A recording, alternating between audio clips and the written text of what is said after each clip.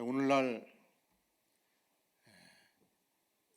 예수 그리스도를 믿는 백성과 예수 그리스도를 믿지 않는 사람들 간에 그 경계선이 대단히 모호한 시대를 살고 있습니다.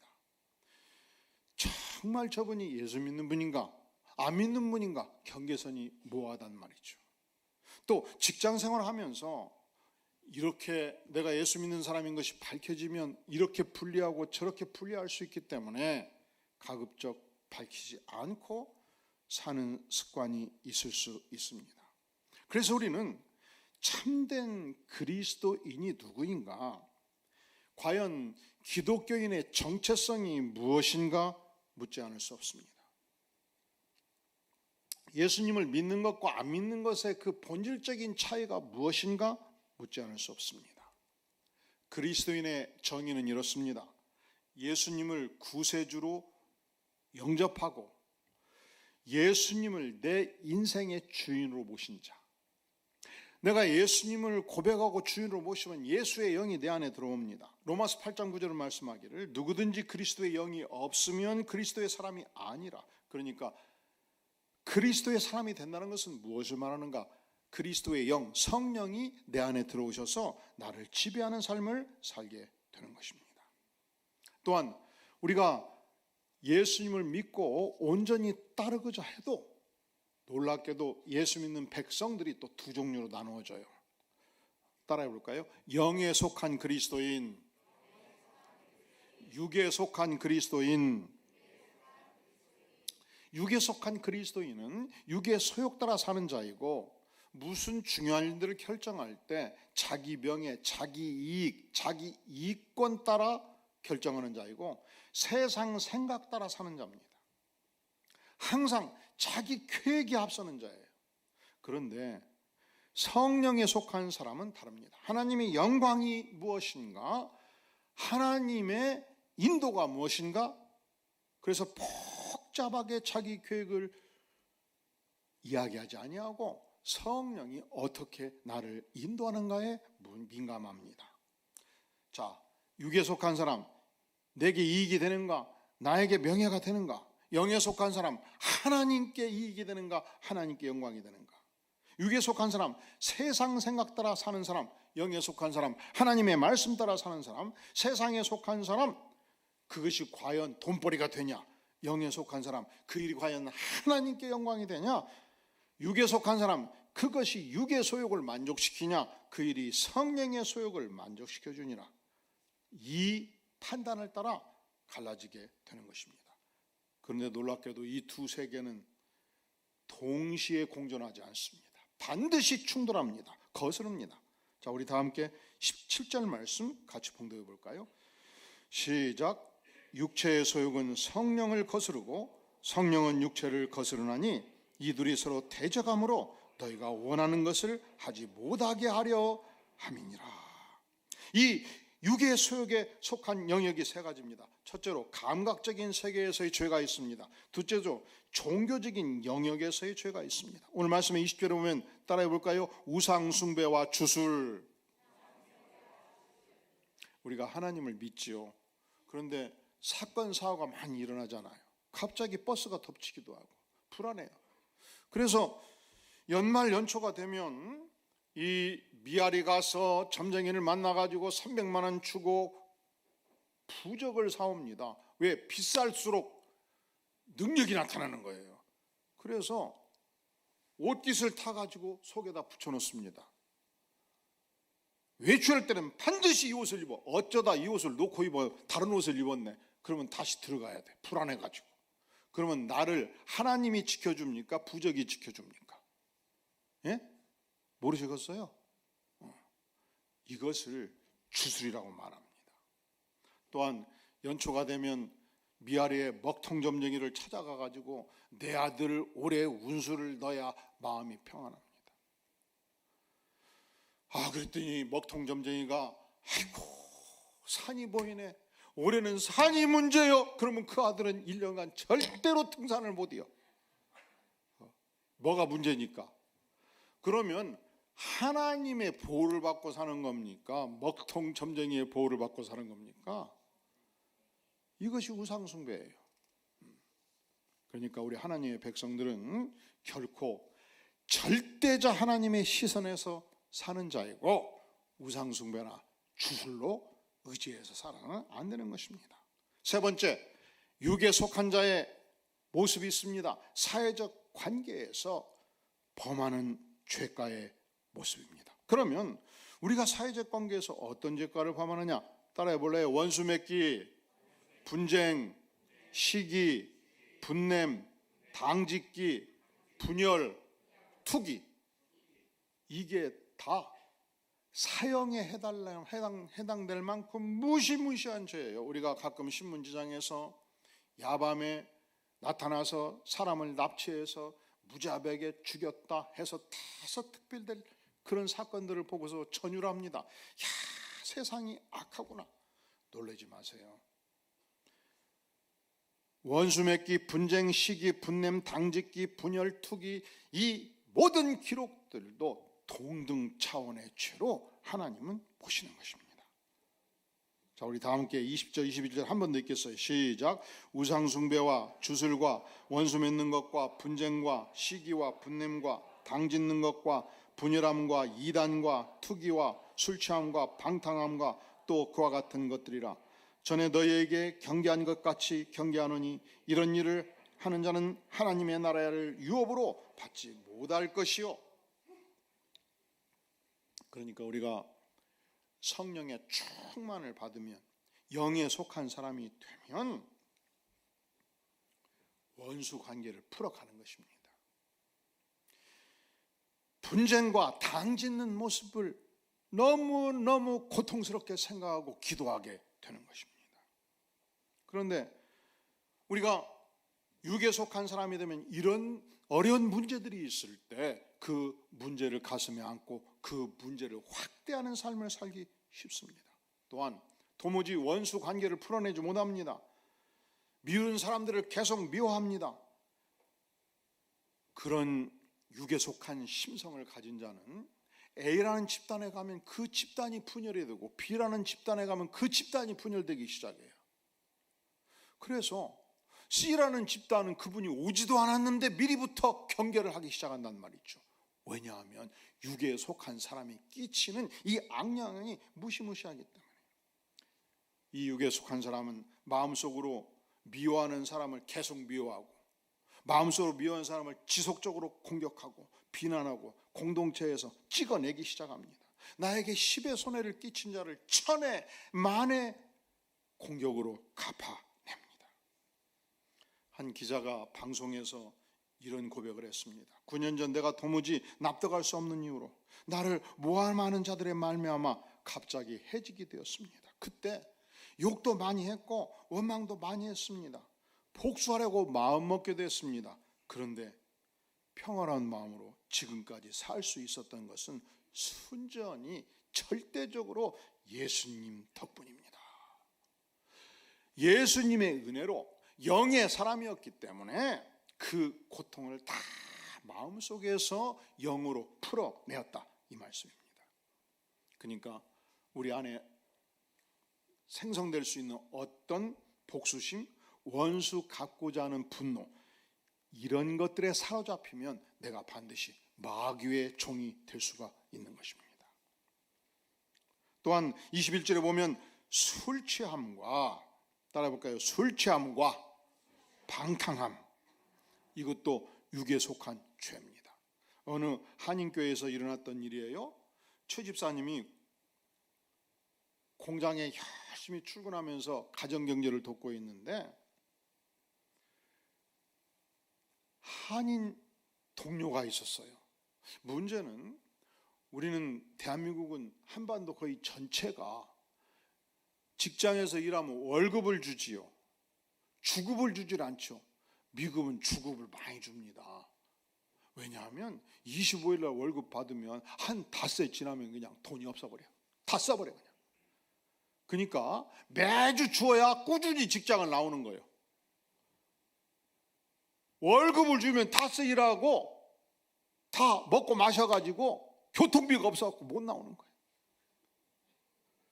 이 목요일마다 주급을 주는데 한인 직장 동료가 금요일이면 반드시 결혼을 해버리네. 그래서 왜 그런가 물어봤더니 목요일 날 주급을 받아가지고 그날 밤 부어라 마셔라 먹어라 새벽 3시 4시가 될 때까지 코가 비틀어지게 먹어버리는 거예요. 그러니까 금요일 날 출근할 수 있어요 없어요? 못하지요. 그런데 본인이 감당해야 될 업무량이 있으니까 토요일 오후쯤 술 냄새를 펄펄 풍기면서 나와가지고 이 잔업을 하게 되는 것입니다. 그래서 최 집사님이 간절히 당부를 하게 된 거예요. 이제 술 좀 끊으세요. 인생이 소중하지요. 그랬더니 술꾼이 하시는 말씀, 내가 술독에 빠져 사니까 이미 위에 구멍이 뚫려버렸수다. 수술을 해서 위 반절을 잘라냈수다. 그러면 의사 선생님이 계속 술을 자시라 합니까? 술 먹으면 죽습니다. 계속 얘기하지요. 그러니까 자식들 생각해서 가족 생각해서 술 끊고 예수 믿고 새로운 삶을 사셔야죠. 그랬더니 이 술 친구가 하는 말, 아니요, 죽는다고 생각하면 너무 괴로워 버려. 그래서 잊으려면 부어라 마셔라 먹을 수밖에 없어요. 죽어라 마셔야 살아요. 그러니까 이 술꾼에게는 내일이 있어요 없어요? 없지요. 오늘밖에 없지요. 그래서 성경은, 하나님은 우리에게 술 취함과 방탕함이 육에 속한 것으로서 우리가 버려야 될 것이라 말씀합니다. 자, 그렇다면 육에 속한 자의 모습이 그렇다면 용에 속한 자, 하나님의 영, 성령의 영에 속한 자는 과연 어떤 삶을 사는가? 우리가 성령 충만한 자가 되어서 하나님의 영에 속한 자가 되면 성령의 지배를 받습니다. 성령의 지배를 받으면 알라리, 성령의 아름다운 열매를 맺게 되는 것입니다. 그런데 이 본문에서 나타나고 있는 성령의 열매가 몇 가지예요? 몇 가지예요? 9가지. 이 9가지 열매는 분리된 것이 아니에요. 지금 제가 9개 연필, 볼펜, 기타 가지고 나왔는데 이게 몇 개 걷어요? 어떻게 하셨어요? 9가지 열매니까 가지고 9가지. 이건 다 분리되어 있죠. 붙어있는 게 하나도 없죠. 성령의 9가지 열매는 분리된 것이 아니에요. 성령의 9가지 열매는 우리의 영적인 하나의 마음 상태를 표현해주고 있는 것입니다. 제가 또 하나 가지고 나왔어요. 이게 뭐예요? 저는 골프를 안 치다마는 골프공이 하나 있더라고. 만약에 이 골프공이 구면체로 되어 있다면 골프공은 하나죠. 우리의 마음은 하나인데 9가지의 구면체의 축복과 특징을 우리 마음 안에 성령께서 장착시켜 주신다는 것입니다. 첫째로 이타적인 사랑입니다. 아가페적인 사랑입니다. 우리가 예수님을 믿고 성령 충만하면 하나님께서 그의 아들 예수 그리스도를 십자가에 내어주기까지 한 이 사랑을 폭포수처럼 우리 심령 안에 부어주십니다. 그러니까 기독교의 사랑은 무엇이냐? 내가 사랑하기 위해서 무진장 노력하는 것 아니에요. 기독교의 사랑은 무엇이냐? 사랑하라고 명령하는 것도 아니에요. 기독교의 사랑은 무엇이냐? 사랑하면 복을 많이 받습니다. 그것도 아니에요. 기독교의 사랑은 따라해 볼까요? 하나님은 사랑이시다. 하나님은 자기의 가장 사랑하는 독생자 예수 그리스도를 나 같은 죄인을 위해서 죽이기까지 사랑하셨습니다. 그 독생자 예수님을 보낼 때 로마 황제의 아들로 보내지 아니하셨어요. 독생자 예수님을 보낼 때 로마 제국의 재벌의 아들로 보내지도 않았어요. 가장 비천한 모습으로 전능하신 하나님이신데 마을 구유에 탄생하셨어요. 그리고 살아 계시는 동안 한 영혼 한 영혼 주님이 하나님의 아들로서 줄 수 있는 모든 사랑을 다하여 우리를 섬기셨고 우리에게 은혜를 베풀어 주신 것입니다. 그런데 우리가 예수님을 믿고 성령 충만하면 하나님께서 이 위대한 하나님의 사랑을 부어주십니다. 이 하나님의 사랑이 충만하면, 이 하나님의 사랑을 알면, 이 하나님의 사랑이 내 가슴에 임하면 세상에 불가능은 없습니다. 원수를 사랑하는 능력을 얻습니다. 나를 그렇게 비방했던 친구도 이상하게 불쌍히 여겨집니다. 어떻게 여겨진다고요? 불쌍히 여겨져요. 야, 저 친구 참 불쌍한 친구구나. 저 친구 참 안 됐구나. 저 친구 참 하나님의 은혜가 필요하구나. 그러니까 이 하나님의 사랑은 단지 율법이 아니에요. 도덕이 아니에요. 하나님의 생명이 주는 신비한 은혜의 사랑입니다. 그런 우리 하나님의 사랑은 우리가 억지로 발휘하는 것이 아니고 어거지로 전개하는 것이 아닙니다. 내가 십자가 앞에 회개하고 엎드러지면 하나님이 부어주시는 사랑입니다. 내가 회개하고 성령을 받으면 미운 사람도 곱게 보이는 거예요. 그런 체험을 하셨나요? 그렇게 미웠던 사람이 하나님께 기도하고 기도했더니 성령을 주셔서 너무너무 이쁘게 보인다. 이게 날마다 우리가 체험하는 성령의 사람의 모습입니다. 과거에는 50년 전만 거슬러 가면요 17, 18에 시집을 보냈어요. 딸을. 그리고 시집간 딸이 36대면 딸을 시집 보냈어요. 그러니까 18된 며느리가 요즘은 36된 처녀들 시집갈 생각도 안 해요. 그렇다니까? 그런데 18된 며느리가 그때는 같이 살았으니까 대갓집 아들과 장가 가서 집에 들어오면 시어머니가 나이가 몇이요? 36. 시어머니가 늙었어요? 젊어요? 팔팔 젊지요? 그런데 이상합니다. 그 시대는 며느리가 딱 들어오면 열쇠만 딱 주고 입으로 이랬어요. 며느라, 오늘 아침은 시아버지가 미역국 원한다. 그러면 된장국 끓일 수 있어요? 없어요? 없어요. 며느라, 뭐뭐 준비하거라.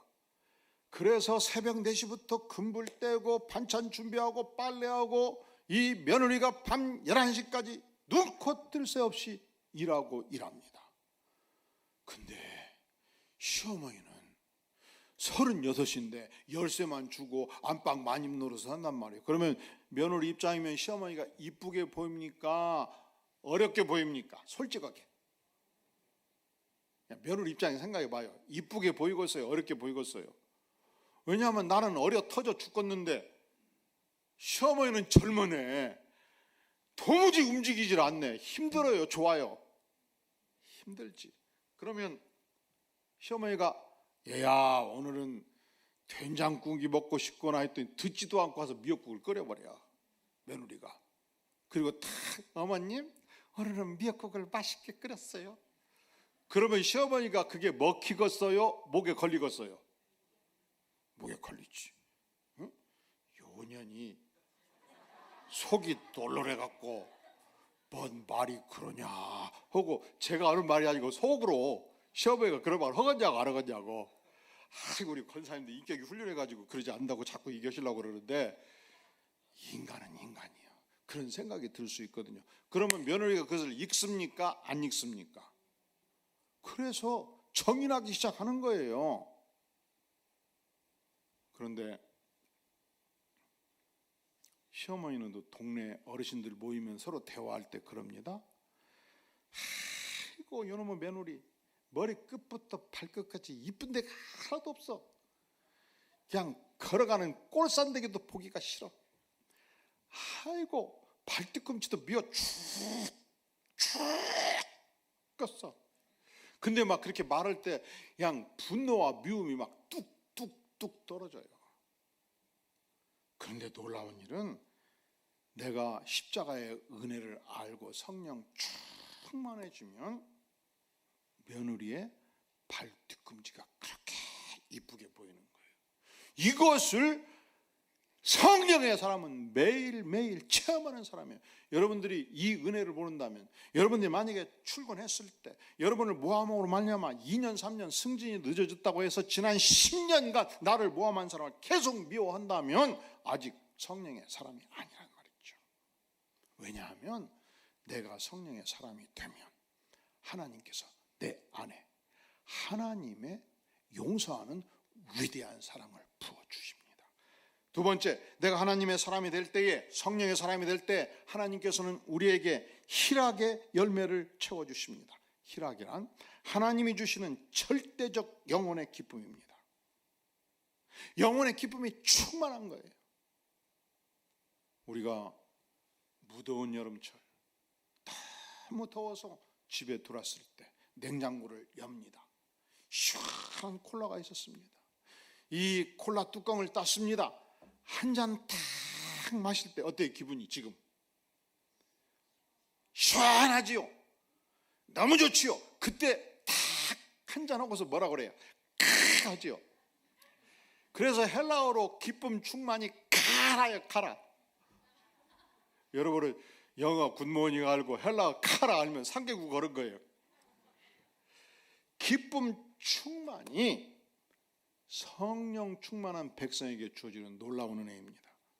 우리 교회 권사님들 중에서 항상 성령 충만한 분이 있습니다. 영혼의 기쁨이 충만합니다. 마음속에서부터 샘솟는 기쁨을 누리며 살아갑니다. 50년 전에는 성령 충만한 사람, 예수 잘 믿는 사람을 반대로 생각한 적이 있었어요. 이 검정 옷을 입고 검정 성경을 끼고 고개를 삐딱하게 하고 항상 심각한 얼굴로 교회 오는 사람, 그래서 본당에 앉으면 주여 하면서 막 눈물 콧물을 쏟는 사람, 온 우주의 모든 근심 걱정을 마음에 담고 부르짖는 사람, 항상 심각한 사람, 이것이 성령 충만한 사람이라고, 하나님의 사람이라고 오해한 적이 있습니다. 아니에요. 성경은 우리가 성령 충만하면 하나님이 주시는, 하늘이 주는 영광의 기쁨이 넘친다 말씀합니다. 세 번째, 하나님께서 우리에게 주시는, 성령의 사람에게 주시는 놀라운 축복이 있습니다. 화평을 주십니다. 왜냐하면 내가 하나님과 원수되었는데 십자가의 보혈로 원수된 관계를 끊었습니다. 하나님과 화해하게 하셨습니다. 하나님과 평화를 누립니다. 우리 주님께서 요한복음 14장 27절에서 말씀합니다. 평안을 너희에게 끼치노니 곧 나의 평안을 너희에게 주노라. 내가 너희에게 주는 것은 세상이 주는 것과 같이 아니하니라. 세상이 줄 수 없는 하나님만이 주시는 영혼의 평안, 영혼의 평화, 화평을 주께서 심령에 주신다 말씀합니다. 이 심령에 화평이 있기 때문에 가는 곳곳마다 평화를 창조하는 자의 축복을 누리죠. 피스메이커의 삶을 살게 되는 것입니다. 성령의 9가지 열매가 세 그룹으로 나눠져요. 첫 번째 그룹, 하나님과의 관계 회복으로부터는 축복입니다. 따라해 볼까요? 사랑, 희락, 화평. 두 번째로 이웃과의 관계에서 누리는 축복입니다. 따라해 볼까요? 오래 참음, 자비, 양성. 세 번째로 내 자신과의 관계에서 누리는 축복이에요. 따라해 볼까요? 충성, 온유, 절제. 자, 네 번째로 우리가 성령 충만할 때 오래 참음의 축복을 주시죠. 이 원어는 오랫동안 견뎌내는 마음이에요. 어떤 역경과 인생의 고난을 만난다 할지라도 하나님을 바라보며 인내하고 참아내는 힘입니다. 다섯 번째, 우리가 성령 충만하면 하나님께서 자비의 마음을 주신다고 말씀합니다. 적극적으로 친절을 베푸는 마음입니다. 우리가 예수 믿고 충만하면 이웃을 향해서 적극적 친절을 베풀고 누구를 만나든지 반갑게 맞이해주고 마음을 다하여 나누는 삶을 살게 되는 것입니다. 여섯 번째, 양선입니다. 양선은 적극적으로 선을 행하는 삶입니다. 소극적으로 해야 되기 때문에 선을 베푸는 것이 아니고 온 마음을 다해서 직접 찾아가서 베푸고 나누는 선행을 말하는 것입니다. 로마서 12장 21절에 보면 내 원수가 줄이거든 먹이고 목마르거든 마시우라 말씀합니다. 그리함으로 내가 숯불을 그 머리에 쌓아 놓으리라 말씀합니다. 우리가 만약에 배고픈 인생을 볼 때 그가 원수라 할지라도 먹일 수 있으면, 목마르다 할 때 마시울 수 있으면 그것은 마치 숯불을 머리에 쌓아 놓는다는 것입니다. 혹자는 이것을 이렇게 이해하기도 해요. 원수한테 베푸는 것은 어려운 일이죠. 원수한테는 박대하죠. 이웃집에 원수가 살았어요. 50년 전 연탄 떼던 시절이에요.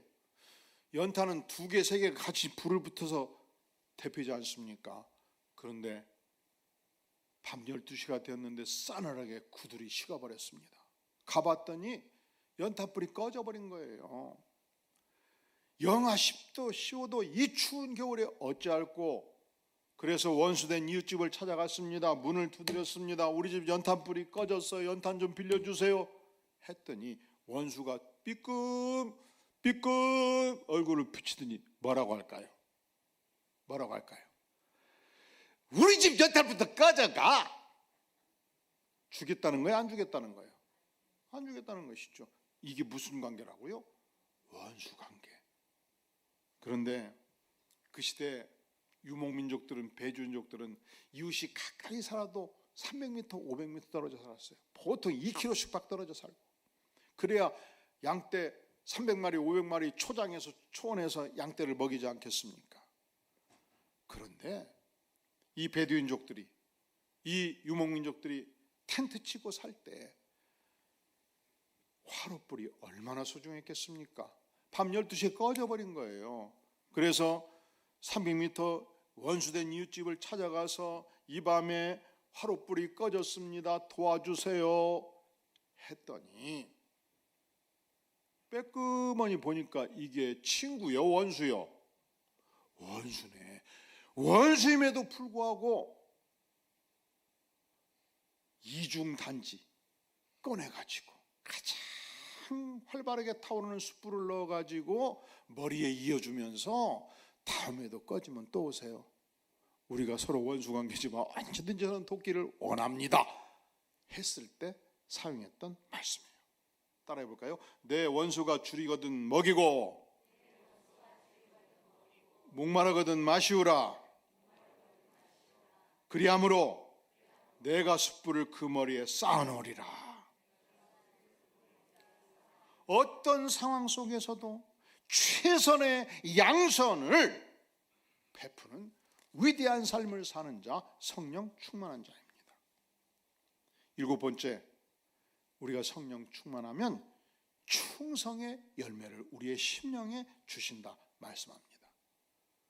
이 헬라어로 피스티스, 충성이라는 단어는 3가지 의미를 가지고 있어요. 따라해 볼까요? 충성, 믿음, 헌신. 근데 우리가 듣기에는 이 3 단어가 다 구별되지요. 근데 이 3 단어 의미를 피스티라는 단어가 다 가지고 있어요. 이걸 어떻게 해야 될까? 왕의 총애를 받는 한 신하가 나같이 미천한 문벌의 사람을 왕이 나를 총애해서 은혜를 베풀어 주시고 은전을 베풀어 주시고 노비도 주시고 월사금도 주시고 그리고 영전까지 삼아 주셨으니 내가 평생 충성하리라. 충성. 그리고 내가 임금님의 말씀에 무엇이든지 내 자신의 마음을 다하여 헌신하니라. 헌신. 그리고 내가 평생 동안 임금님이 어떤 말씀을 해도 내가 오해하지 아니하고 끝까지 믿고 따르리라. 믿음. 이 3가지 단어가 결합되어 있는 단어예요.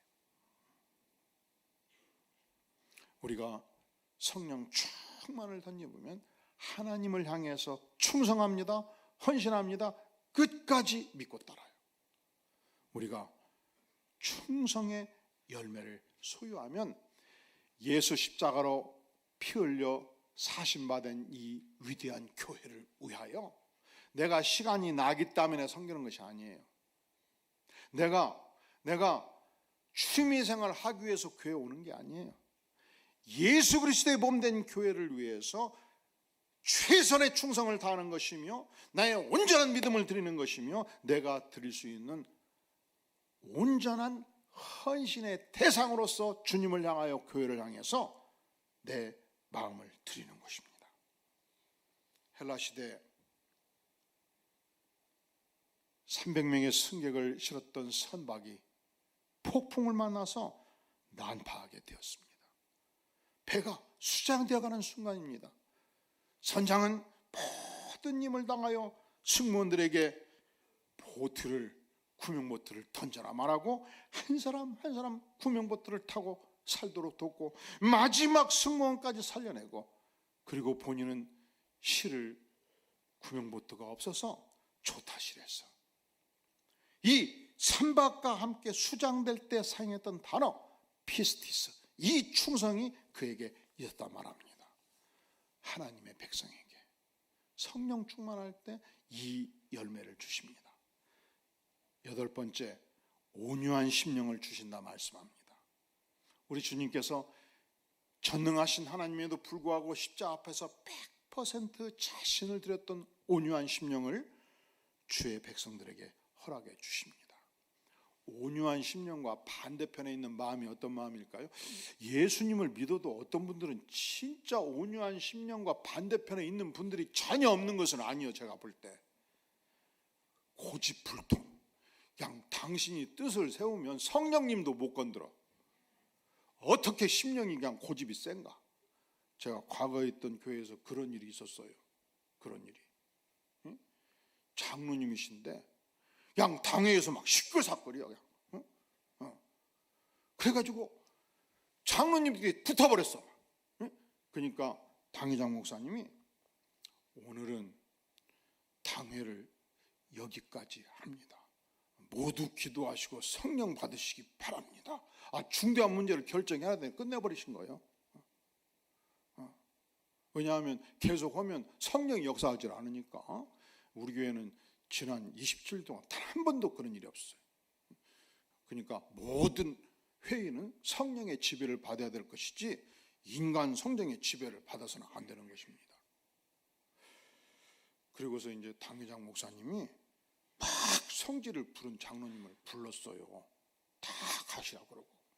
장로님,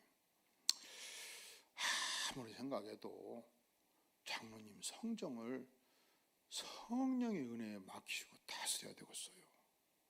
어떻게 모든 것을 장로님 뜻대로 장로님 성질대로 합니까? 그러니까 일주일 금식기도 하시고 회개하시고 하나님의 성령의 지배를 받으셔야 되겠어요. 그때 장로님이 앉았다가 벌떡 일어나서 내 성질은 성경도 못 고쳐요 하고 가버렸대요. 실화라니까. 제가 섬겼던 교회에서 직접 일어났던 실화라니까. 하나님의 영이 못 고칠 성질이 있을까요? 하나님은 고치셔요. 근데 인간이 고집이 세니까 건들 수가 없는 거예요. 자, 온유한 심령의 반대편에 고집쟁이가 있고요. 아주 개성이 도구 성질. 내가 한글로 말을 못해요. 개성이 강하고 뿔난 성품. 조금만 당신 뜻과 다르면 막 길길이 날뛰는 성품. 근데 본인은 예수를 잘 믿는다고 생각하는 것이 기적 같아요. 어떻게 저 개성을 가지고 본인은 예수를 잘 믿을 수 있는지 회개하시기 바랍니다. 할렐루야. 근데 우리 교회는 그런 분이 하나도 없어갖고 회개할 분이 없지요. 마지막으로 성령 충만할 때 주시는 열매 따라해 볼까요? 절제의 열매. 자기를 다스리는 이 셀프 컨트롤의 열매를 주께서 허락하신다 말씀합니다. 오늘 우리는 진정한 그리스도인이 누구인가? 예수님을 주인으로 삼은 자, 예수의 영을 소유한 자, 성령의 다스림을 받은 자입니다. 우리가 성령의 다스림을 받으면, 성령 충만하면 어떤 결과를 얻는가? 9가지 아름다운 성령의 열매를 맺습니다. 사랑과 기쁨과 화평과 인내와 자비와 양성과 충성과 온유와 절제의 열매를 맺습니다. 2024년도 우리 안디옥 모든 성도들이 이 성령의 열매를 맺는 축복을 누릴 수 있기를 주의 이름으로 축원합니다. 기도합니다. 영광의 주님, 이 시간 우리의 심령을 성령 앞에 내어놓습니다. 우리의 심령을 다스려 주시옵소서. 성령 충만한 삶을 살게 도와주시옵소서. 9가지의 아름다운 열매를 알말이 맺히는 복된 심령 되게 하여 주시옵소서. 예수님의 이름으로 간절히 기도하옵나이다. 아멘.